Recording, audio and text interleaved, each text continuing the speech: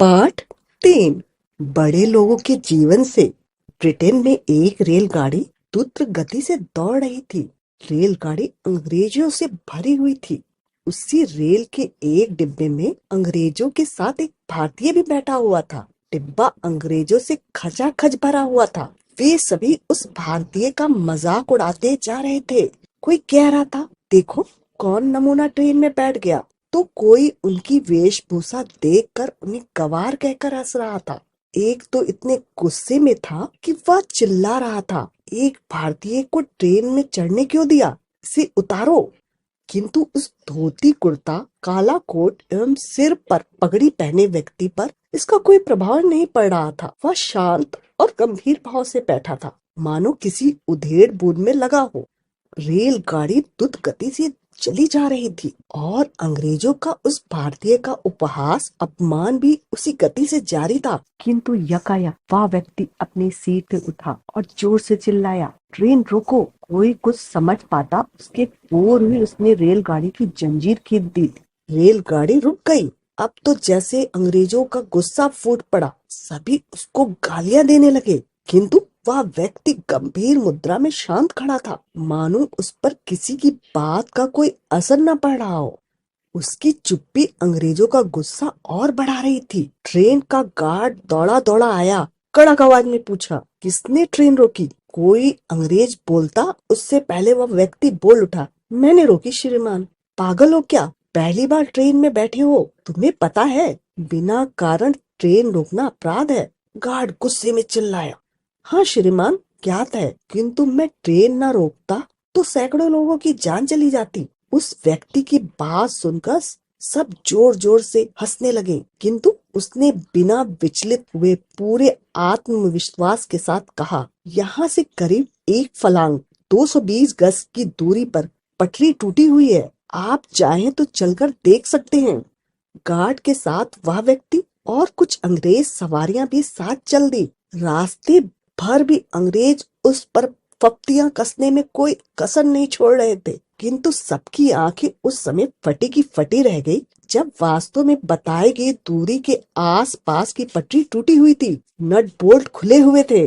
अब गार्ड सहित वे सभी उसकी ओर कोताहलवश देखने लगे, मानो पूछ रहे हो, आपको ये सब कैसे पता चला।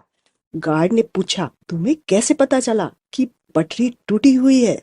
उसने कहा, श्रीमान, लोग ट्रेन में अपने अपने कार्यों में व्यस्त थे। उस समय मेरा ध्यान ट्रेन की गति पर केंद्रित था। ट्रेन स्वाभाविक गति से चल रही थी, किंतु अचानक पटरी की कंपन से उसकी गति में परिवर्तन महसूस हुआ। ऐसा तब होता है जब कुछ दूरी पर पटरी टूटी हुई हो, अतः मैंने बिना क्षण गवाए ट्रेन रोकने हेतु जंजीर खींच दी।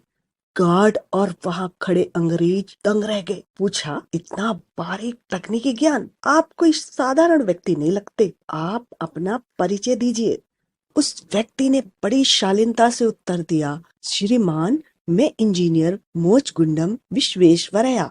जी हाँ, वह असाधारण व्यक्ति कोई और नहीं, डॉक्टर विश्वेश्वरैया थे, जो देश के प्रथम आधुनिक इंजीनियर थे। 2। एक दिन एक सज्जन धोती पहने और शॉल ओढ़े हुए चेन्नई में समुद्र तट पर बैठकर भगवत गीता का पाठ कर रहे थे। उसी समय एक 20 वर्ष का लड़का वहां आया और उनसे कहा, क्या आप आज भी अंतरिक्ष युग में ऐसी पुस्तकें पढ़ते हो। देखो, इस समय हम चांद पर पहुंच गए हैं और आप अभी भी गीता और रामायण पर अटके हुए हैं। सज्जन ने उस लड़के से पूछा, गीता के बारे में तुम क्या जानते हो। लड़के ने प्रश्न का उत्तर न देते हुए बड़े उत्साह से कहा, यह सब पढ़कर क्या होगा, मैं तो विक्रम साराभाई अनुसंधान संस्थान का छात्र हूँ, मैं एक वैज्ञानिक हूँ, गीता पाठ किसी काम का नहीं है। लड़के की बात सुनकर वह सज्जन हंस पड़े। तभी 2 बड़ी गाड़ियां वहां आकर रुकी। एक कार से 2 ब्लैक कमांडोज और दूसरी से एक सिपाही नीचे उतरे। सिपाही ने बड़े कार का पिछला दरवाजा खोला, सलामी दी और दरवाजे के पास खड़ा हो गया। वह सज्जन जो गीता का पाठ कर रहे थे, धीमी गति से कार में चढ़कर बैठ गए। यह सब देख कर लड़का हैरान रह गया। उसे लगा कि वह आदमी कोई प्रसिद्ध व्यक्ति होगा। किसी को ना पाकर वह लड़का तेजी से दौड़कर उनके पास गया और पूछा, सर सर आप कौन हैं? सज्जन ने बहुत धीमी आवाज में कहा, मैं विक्रम साराभाई हूँ।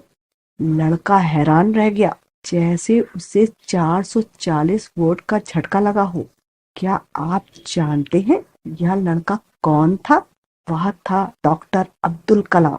उसके बाद डॉक्टर कलाम ने भगवत गीता को पढ़ा, रामायण, महाभारत और अन्य वैदिक पुस्तकें भी पढ़े। गीता पढ़ने के परिणाम स्वरूप डॉक्टर कलाम जीवन भर शाकाहारी रहे। उन्होंने अपनी आत्मकथा में लिखा है, गीता एक विज्ञान है।